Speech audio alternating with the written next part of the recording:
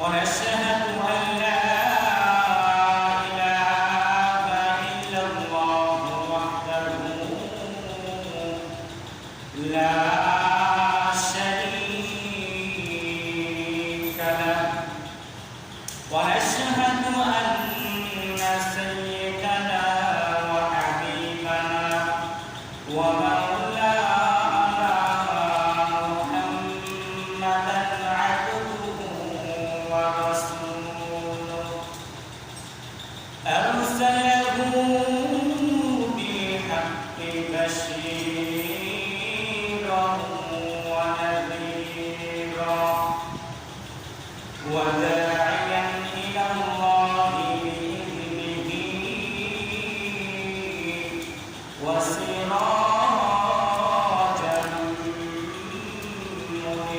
منيرا أما بعد فقد قال الله تعالى في كلامه المجيد وفي فرقانه الحميد أعوذ بالله من الشيطان الرجيم بسم الله الرحمن الرحيم إن الذين آمنوا وعملوا الصالحات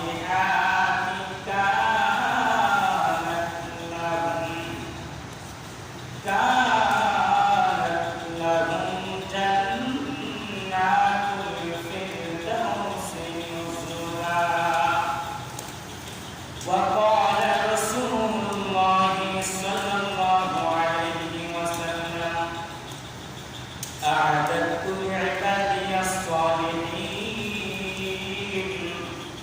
ما لا عين رأت ولا أذن سمعت ولا خطر على قلب بشر بارك الله لنا ولكم في القرآن العظيم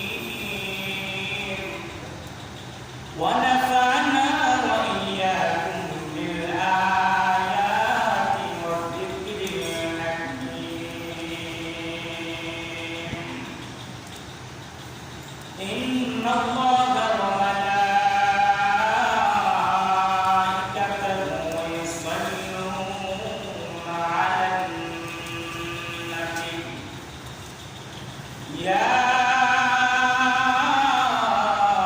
أيها الذين آمنوا صلوا عليه وسلموا تسليما اللهم صل على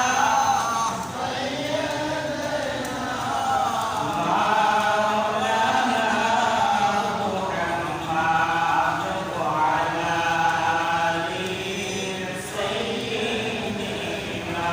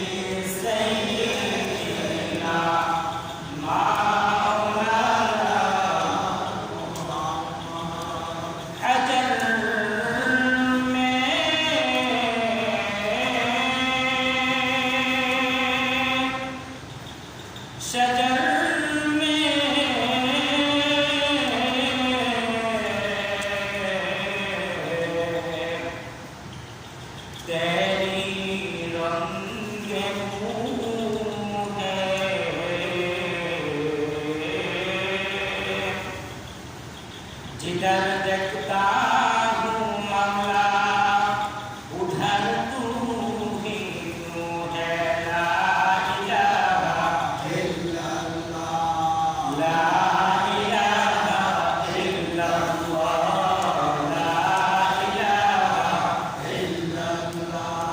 इल्लल्लाह ला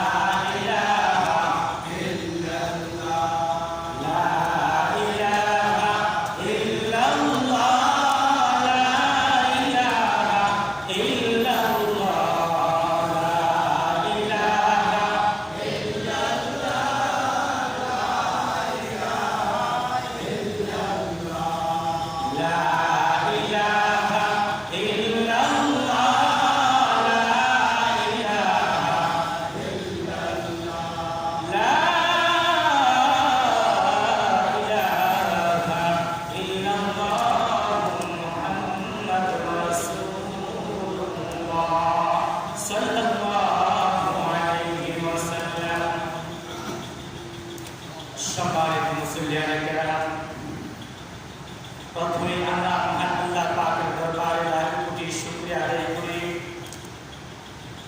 যে মহান আল্লাহ পাক রব্বুল আলামিন আমাদের সকলকে জুমার নামাজ পড়ার উদ্দেশ্যে আল্লাহর ঘর মসজিদে আগে আগে আসার তৌফিক দান করেছেন সেই জন্য সকলের গভীর থেকে শুকরিয়া আদায় করি সকলেই বলি আলহামদুলিল্লাহ।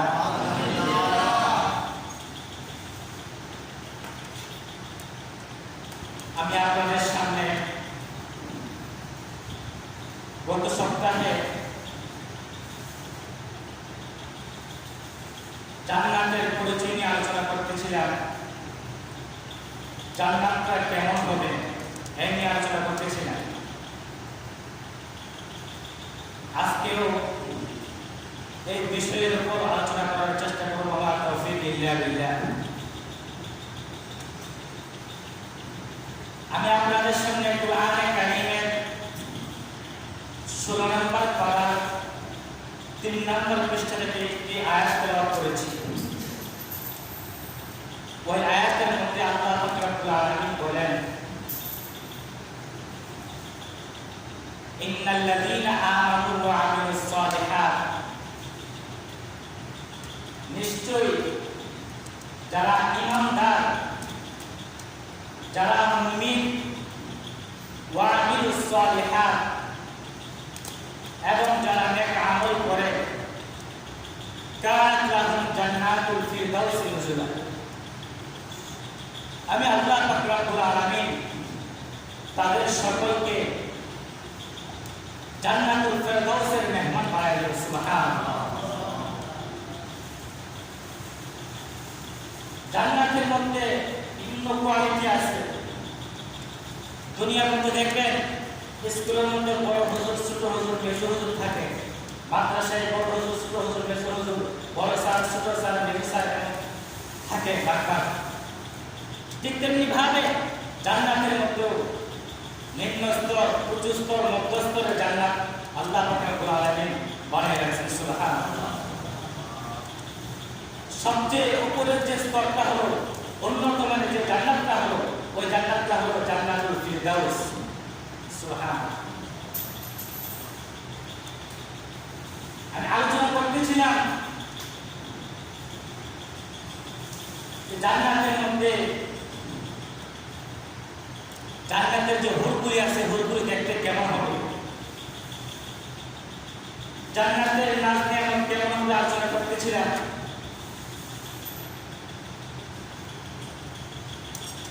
এবার আলোচনা করব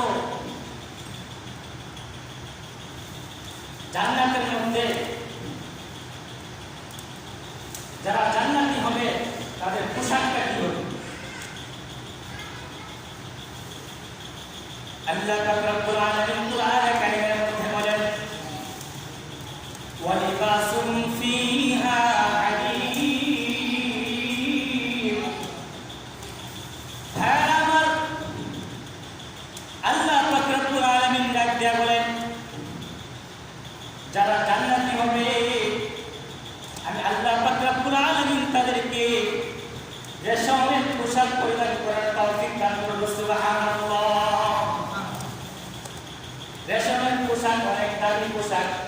যে পোশাকটা দুনিয়ার জমিনে পুরুষদের জন্য ব্যবহার নিষিদ্ধ, কিন্তু আল্লাহ পাক রব্বুল আলামিন জান্নাতের মধ্যে তাদের জন্য জায়েজ করে দিলেন। আমার জান্নাতের নাজ নিয়ামতের কোনো মান নাই। এজন্যই আল্লাহর পয়গম্বর মুহাম্মদুর রাসূলুল্লাহ সাল্লাল্লাহু আলাইহি ওয়াসাল্লাম বলেন, জান্নাতের মধ্যে আল্লাহ পাক রব্বুল আলামিন এত সুন্দর সুন্দর নাজ নিয়ামত রাখছে। ওই নাজ নিয়ামতগুলি কেমন হবে? পৃথিবীর মালা আইনুন রাত, পৃথিবীর কোনো চক্ষু সেটাকে দেখে নাই। ওয়ালা উযুনুন সামিআত, পৃথিবীর কোনো কান সেটার বর্ণনা শুনে নাই। ওয়ালা খাতারা আলা কলবি বাশার, পৃথিবীর কোনো অন্তর সেটাকে উদ্ধারণ করতে পারে না। এত সুন্দর করে আল্লাহ জান্নাত বানাইছে। আল্লাহ পাক রব্বুল আলামিন জান্নাতের মধ্যে তার বান্দাদের জন্য জান্নাতের মধ্যে পানির ব্যবস্থা করে রাখছে, ড্রিঙ্কসের ব্যবস্থা করছে, শরাবের ব্যবস্থা করছে। আল্লাহ কোরআনে বলেন, মাযালুল জান্নাতি আল্লাতী বু'িদাল মুত্তাকুন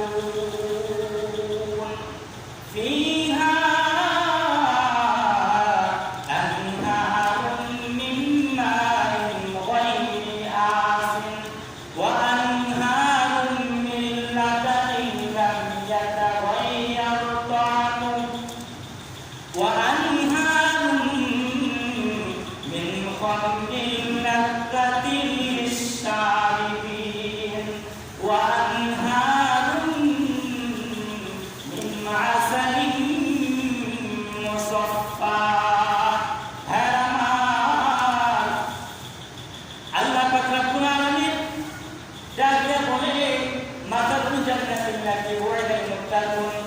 আমার মুত্তাকিন বান্দাদের জন্য আমি যে জান্নাতের ওয়াদা দিয়েছি, ফীহা আনহারুম মিন মাইন গায়রি আসিন, ওই জান্নাতের মধ্যে পানি নহর থাকবে, যে পানিটা হবে স্বচ্ছ। সুবহানাল্লাহ। দুই নম্বর হলো আনহারুম মিন লাবানিন লাম ইয়াতাগায়্যার তা'আমু, দুই নম্বর নহর থাকবে জান্নাতের মধ্যে, যেটা হলো দুধের নহর। ওয়া আনহারুম মিন লাবানিন লাম ইয়াতাগায়্যার তা'আমু, যে নহরে যে দুধের কোনো স্বাদের কোনো পরিবর্তন আসবে না। তিন নম্বর হলো ওয়া আনহারুম মিন খামরিন লাযযাতিন লিশ-শারিবিন, আল্লাহ পাক রব্বুল আলামিন জান্নাতি বান্দাদের জন্য আল্লাহ পাক রব্বুল আলামিন খমরের নহর বানায় রাখছেন। খমরের নহর অর্থাৎ মদের নহর। আল্লাহ পাক রব্বুল আলামিন জান্নাতি বান্দাদের জন্য মদের নহর বানাইছে। এত মজা দুনিয়ার মদের মতো নয়। ভাইরা আমার, দুনিয়ার মধ্যে মদ খাইলে নেশা আসে। দুনিয়ার মধ্যে মদ খাইলে মানুষ অচেতন হয়ে যায়, পাগলের মতো হয়ে যায়। জান্নাতি মদ এমন মদ যে মদের মধ্যে কোনো নেশা নাই, তার কোনো মাত্রা আসবে না, তার কোনো পাগলামি আসবে না। এত সুন্দর আল্লাহ পাক রব্বুল আলামিন জান্নাতি বান্দাদের জন্য মদের নহর বানায় রাখছে। 4 নম্বর হলো ওয়া আনহারুম মিন আসালিন মুসাফফা, আল্লাহ পাক রব্বুল আলামিন জান্নাতি বান্দাদের জন্য মধুর জমিয়া বানায় রাখছে। সুবহানাল্লাহ। মধুর জমিয়া বানায় রাখছে। আল্লাহ পাক রব্বুল আলামিন কুরআনুল কারীমের মধ্যে বলেন, ওয়াসাকাহুম রাব্বুহুম শারাবান তাহুরা, আল্লাহ পাক রব্বুল আলামিন ডাকতে বলেন, আমি আল্লাহ পাক রব্বুল আলামিন আমার জান্নাতের বান্দাদের জন্য শারাবান তাহুরা বানায় রাখছি। শারাবান তাহুরা এমন একটা শরাব, শারাবান তাহুরা এমন একটা শরাব এই শরাবটা হচ্ছে জান্নাতের গেটের বাহিরে, জান্নাতের দরওয়াজার বাহিরে একটা ঝর্ণা। হ্যাঁ আমার, এই শারাবান তাহুরা যে ঝর্ণা আছে, ওই ঝর্ণার মধ্যে থেকে যে ব্যক্তি পানি পান করবে, যে ব্যক্তি পানি পান করবে তার যে পানি পান করলে প্রস্রাবের বেগ হয়, পানি পান করলে মুখ থেকে থুতু আসে, পানি পান করলে নাক থেকে পানি বাহির হয়, খাবার দাবার খাইলে পায়খানা হয়, ওই যে শরাবান তহরা যে শরাবটা আছে, ওই শরাব যদি কোনো ব্যক্তি পান করে তাহলে তার যে পায়খানার বেগ আছে, তার যে মুখের থুতু আছে সবগুলো রহিত হয়ে যাবে। হ্যাঁ, আমার প্রশ্ন হইতে পারে, আমরা যদি খাই তাহলে দুনিয়ার মধ্যে খাবার দাবার খাইলে প্রস্রাব পায়খানার বেগ হয়, তাহলে জান্নাতের মধ্যে গেলে কি প্রস্রাব পায়খানার বেগ হবে না? জান্নাতের মধ্যে প্রস্রাব পায়খানার কোনো বেগ হবে না। শরাবান তহরা যে শরাবটা আছে, ওই শরাব যদি কোনো ব্যক্তি পান করে তাহলে আল্লাহ পাক রব্বুল আলামিন জান্নাতি বান্দাদেরকে দুইটা সিস্টেম করে দিবেন। একটা হলো জান্নাতি বান্দাদের শরীর থেকে এত সুন্দর সুগ্রাম বাহির করে দিবে, ওই ঘামের কারণে শরীরের যে প্রস্রাবের বেগ আছে বেগটা চলে যাবে। সুবহানাল্লাহ। হ্যাঁ, আমার আল্লাহ পাক রব্বুল আলামিন জান্নাতি বান্দাদেরকে দুনিয়ার মধ্যে আমরা খাবার খাইলে বেগ আসে, ঠিক তেমনি ভাবে জান্নাতি বান্দাদের যখন তারা খাবার দাবার খাইবে একটা বেগ আসবে, বেগ আসার কারণে তার যে প্রস্রাব পায়খানার যে বেগ আছে সবগুলো ওই বেগের মাধ্যমে বাহির হয়ে যাবে। সুবহানাল্লাহ। হ্যাঁ, আমার জান্নাতের নাম নিয়ামত বলে শেষ করা যাবে না। জান্নাতটা কেন যদি দেখতে পারি তখন বুঝতে পারবো জান্নাতটা কেন, এর আগে বলে বোঝানো যাবে না। ভাইয়া আমার জান্নাতের মধ্যে যেটা দুনিয়ার মধ্যে না জায়েজ, ওইটা জান্নাতের মধ্যে জায়েজ কে করে দিবেন? আল্লাহ কে করে দিবেন? আল্লাহ। ভাইয়া আমার এক জান্নাতি আল্লাহর কাছে আবদার করবেন, ওরে মালিক আমি গান শুনতে চাই। তখন আল্লাহ পাক রব্বুল আলামিন জিবরাইল আলাইহিস সালামকে ডাকতে বলবেন, জিবরাইল, ওরে জিবরাইল একটা প্যান্ডেলের ব্যবস্থা করো, দুনিয়ার মধ্যে যেরকম ভাবে মাহফিল হয়, হ্যাঁ আমার জান্নাতের মধ্যে মাহফিল হবে, জান্নাতের মধ্যে মাহফিল হবে। আল্লাহ পাক রব্বুল আলামিন জিবরাইলকে ডাক দিয়ে বলবে, ওরে জিবরাইল জান্নাতের মধ্যে মাহফিল হবে, ওরে জিবরাইল মাহফিল হবে, তুমি প্যান্ডেল বানাও। জিবরাইল ডাক দিয়ে বলবে, ওরে মালিক প্যান্ডেল কি দিয়ে বানাইবো? আল্লাহ পাক রব্বুল আলামিন ডাক দিয়ে বলবে, ওরে জিবরাইল তুমি আগে আল্লাহর নূর দিয়া প্যান্ডেল বানায় দাও। সুবহানাল্লাহ। হ্যাঁ, আমার প্যান্ডেল বানানো হবে, সুন্দর লাইটিং হবে, লাইটিং হওয়ার পর বক্তা নির্বাচন করবে। জিবরাইল ডাকতে বলবেন, ওরে মালিক জান্নাতে যে প্রোগ্রাম হবে ওই প্রোগ্রামের যে পোস্টার আছে পোস্টারের মধ্যে সভাপতির নাম কাকে দেব? আল্লাহ পাক রব্বুল আলামিন ডাকতে বলবেন, ওরে জিবরাইল আমি আল্লাহ পাক রব্বুল আলামিনের নামটা সভাপতির খাতায় বসায় দাও। সুবহানাল্লাহ। এবার জিবরাইল আলাইহিস সালাম ডাকতে বলে, ওরে মালিক প্রধান বক্তা কাকে দেব? হ্যাঁ, আল্লাহ পাক রব্বুল আলামিন ডাকতে বলে, ওরে জিবরাইল আমার বন্ধু আমার হাবিব মুহাম্মদুর রাসূলুল্লাহ সাল্লাল্লাহু আলাইহি ওয়াসাল্লামকে প্রধান বক্তা বানায় দাও। সুবহানাল্লাহ। হ্যাঁ, আমার জিবরাইল আলাইহিস সালাম ডাকতে বলবে, ওরে মালিক জান্নাতের মধ্যে বিশেষ বক্তা কাকে দেব? আল্লাহ পাক রব্বুল আলামিন ডাকতে বলেন, ওরে জিবরাইল আমার পয়গম্বর দাউদ আলাইহিস সালামকে বিশেষ বক্তা বানায় দাও। সুবহানাল্লাহ। ভাইরা আমার জান্নাতের মধ্যে দাউদ আলাইহিস সালামকে বিশেষ বক্তা বানাইবে।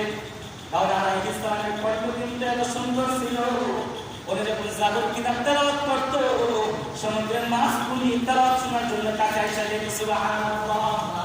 উপরের পাখিগুলি নাইমা যাইতো, নাইমা দাউদ আলাইহিস সালামের কণ্ঠের তেলাওয়াত শুনতো। ভাইরা আমার, আল্লাহ পাক রব্বুল আলামিন বক্তা নির্বাচন করে শেষ করে ফেলবে। বক্তা নির্বাচন করা শেষ, এবার মাহফিল শুরু হয়ে যাবে। আল্লাহ পাক রব্বুল আলামিন হযরত দাউদ আলাইহিস সালামকে ডাক দিয়ে বলবে, ওরে দাউদ, তুমি তেলাওয়াত করো। কিসের থেকে তেলাওয়াত হবে? ভাইরা আমার, জান্নাতের মধ্যে কুরআনে কারীমের তেলাওয়াত হবে।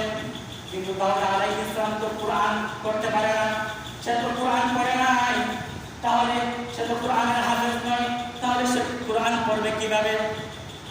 হ্যাঁ আমার, আল্লাহ পাক রব্বুল আলামিন আল্লাহর পয়গম্বর দাউদ আলাইহিস সালামকে হুকুম করবে, ওরে দাউদ পয়গম্বর, তুমি কুরআন থেকে তেলাওয়াত করো। আল্লাহ কুরআনে বলেন কুন ফায়াকুন, আল্লাহ যদি বলে হয়ে যাও, হয়ে যাও, আল্লাহ যদি হুকুম করে সঙ্গে সঙ্গে সেটা হয়ে যায়।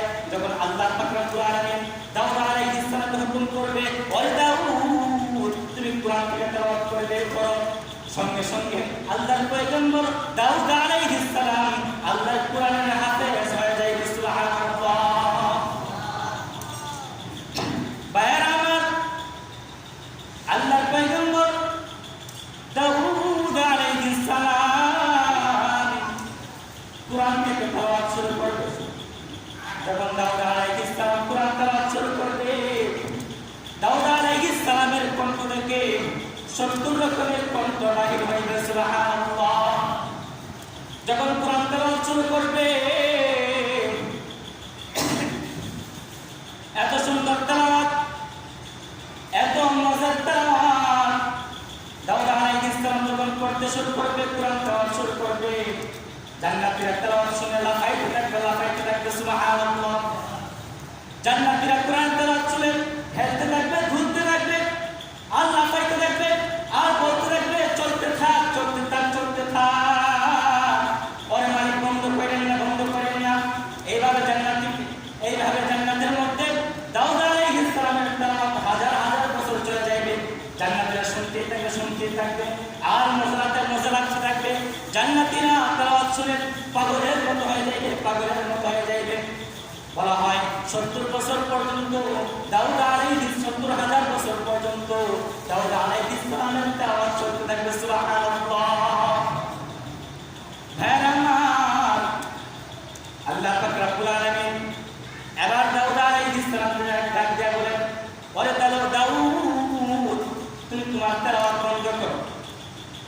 দাউদ আলাইহিস সালাম তেলাওয়াত বন্ধ করবে।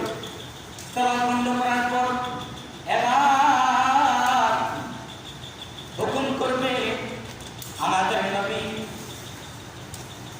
আকাইনার তাজনার মদিনা হযরত মুহাম্মদুর রাসূলুল্লাহ সাল্লাল্লাহু আলাইহি ওয়াসাল্লামকে হুকুম করবে, বলবে, ও আমার হাবিব, আপনি কুরআন থেকে তেলাওয়াত করেন। ভাইরা আমার, যার উপর কুরআন নাযিল হয়েছে, যিনি এই কুরআনের জন্য কান্দার পর্যন্ত শহীদ করছে, যিনি এই কুরআনের জন্য তায়েফের ময়দানে রক্ত ঝরাইছে, তিনি যখন কুরআন তেলাওয়াত শুরু করবে, এত মজার কুরআন তেলাওয়াত, যখন দাউদ পয়গম্বর কুরআন তেলাওয়াত শুরু করছিল, তখন জান্নাতি মানুষগুলি পাগলের মতো হয়ে গিয়েছিল।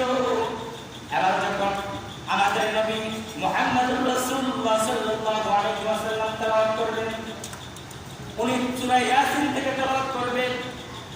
তেলাওয়াত শুনে দাউদের মতো, দাউদ যখন তেলাওয়াত করেছিল, এর চেয়ে আরো বেশি পাগলের মতো হয়ে যাইবে, হেলতে থাকবে, দৌড়তে থাকবে, পাগলের মতো হয়ে যাইবে, আর আওয়াজ করতে থাকবে, ওরে মালিক, এই তেলাওয়াত বন্ধ কইরেন না, এই তেলাওয়াত বন্ধ কইরেন না, এই তেলাওয়াত বন্ধ কইরেন না, আওয়াজ করতে থাকবে, বলতে থাকবে, আর পাগলের মতো হয়ে যাইবে।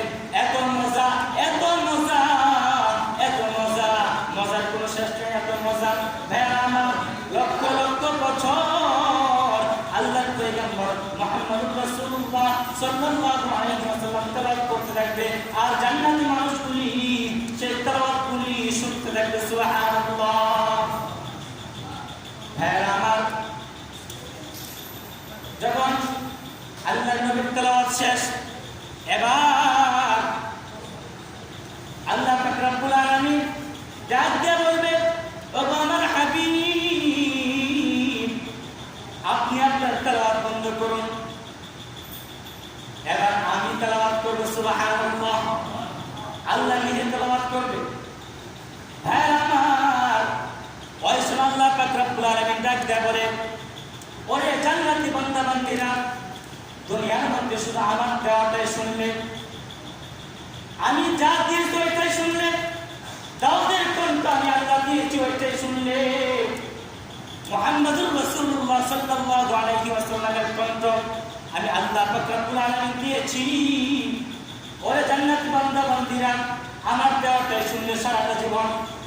এবার আমি আল্লাহ পাক রব্বুল আলামিন নিজে তেলাওয়াত করব, আমার তেলাওয়াত শুন কেমন মজা লাগে। সুবহানাল্লাহ। আমার আল্লাহ তেলাওয়াত করলে কেমন লাগবে? আল্লাহর দেওয়াটাই এত সুন্দর। আল্লাহর দেওয়া শুনলে মানুষ পাগলের মতো হয়ে যায়। সাধারণ দুনিয়ার মধ্যে যাদের কণ্ঠ সুন্দর তারা যখন তেলাওয়াত করে আমরা কিন্তু পাগলের মতো হয়ে যায়, আত্মহারা হয়ে যায়। এত মধুর তেলাওয়াত কিভাবে হইতে পারে? আমরা পেরেশান হয়ে যাই, কিভাবে হইতে পারে এত মধুর তেলাওয়াত? যখন আল্লাহ স্বয়ং নিজে তেলাওয়াত করবে তখন তেলাওয়াতটা কেমন মজা লাগবে, কেমন মজা লাগবে। হ্যাঁ আমার আল্লাহ পাক রব্বুল আলামিন জান্নাতের মধ্যে সূরা রহমান থেকে তেলাওয়াত করবে। হ্যাঁ আমার দুনিয়ার মধ্যে আমরা বলি আর রহমান, কিন্তু জান্নাতের মধ্যে আল্লাহ পাক রব্বুল আলামিন ডাক দিয়ে বলবেন আর রহমান,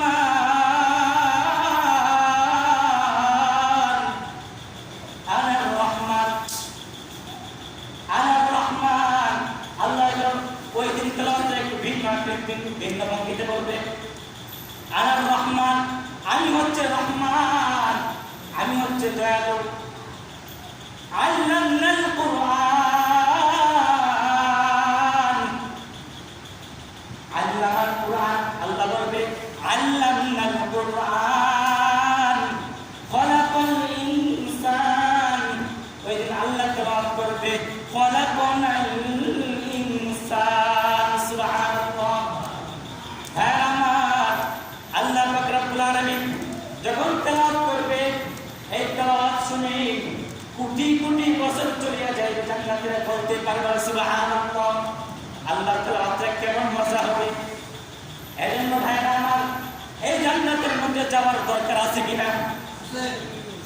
যদি এই জান্নাতের মধ্যে আমরা যাইতে চাই তাহলে আমি শুরুতে যে আয়াত তেলাওয়াত করেছিলাম ওই আয়াতের মধ্যে আল্লাহ পাক রব্বুল আলামিন দুইটা শর্ত লাগাইছে। এক নম্বর হলো ইন্নাল্লাযীনা আমানু, ইন্নাল্লাযীনা আমানু, তোমরা ঈমান আনো, তোমরা মুসলমান হও, তোমরা ঈমানদার হও, মুমিন হও। দুই নম্বর হলো ওয়া আমিলুস সালিহাত, দুই নম্বর হলো তোমরা নেক আমল করো। ঈমান আনো এবং নেক আমল করো। যদি ঈমান আনো এবং নেক আমল করো তাহলে আমি আল্লাহ পাক রব্বুল আলামিন তোমাদের সকলকে জান্নাতুল ফিরদাউসের মেহমান বানায় দেব। সুবহানাল্লাহ। এজন্য হ্যাঁ আমার জান্নাতে যাওয়ার জন্য, জান্নাতে মেহমান হওয়ার জন্য দুনিয়ার মধ্যে এই কাজগুলি করতে হবে। ওয়া আমিলুস সালিহাত, নেক আমল করতে হবে। নেক আমল ছাড়া আমরা জান্নাতে যেতে পারবো না। নেক আমল ছাড়া জান্নাতে যেতে পারবো না। জান্নাতটা কেমন আসলে পৃথিবীর সমস্ত উলামায়ে কেরাম যদি বর্ণনা করেও জান্নাত কেমন ওইটা বলে বোঝানো যাবে, বরং বয়ান করে বোঝানো যাবে না কেমন হবে জান্নাত। এজন্য এই জান্নাতে যদি আমরা যাইতে চাই তাহলে এই ক্ষণস্থায়ী দুনিয়াতে আল্লাহর গোলামি করতে হবে, ইবাদত বন্দেগী করতে হবে, আমল করতে হবে। আমল ছাড়া জান্নাতে যাইতে হবে।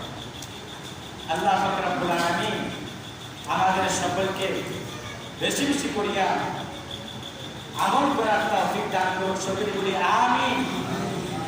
আমাদের সকলকে গুনাহমুক্ত জীবন দান করুক, সকলে বলি আমিন। ওয়া আখিরু দাওয়ানা আলহামদুলিল্লাহি রাব্বিল আলামিন। যারা ফরজ জুমা 4 রাকাত পড়েন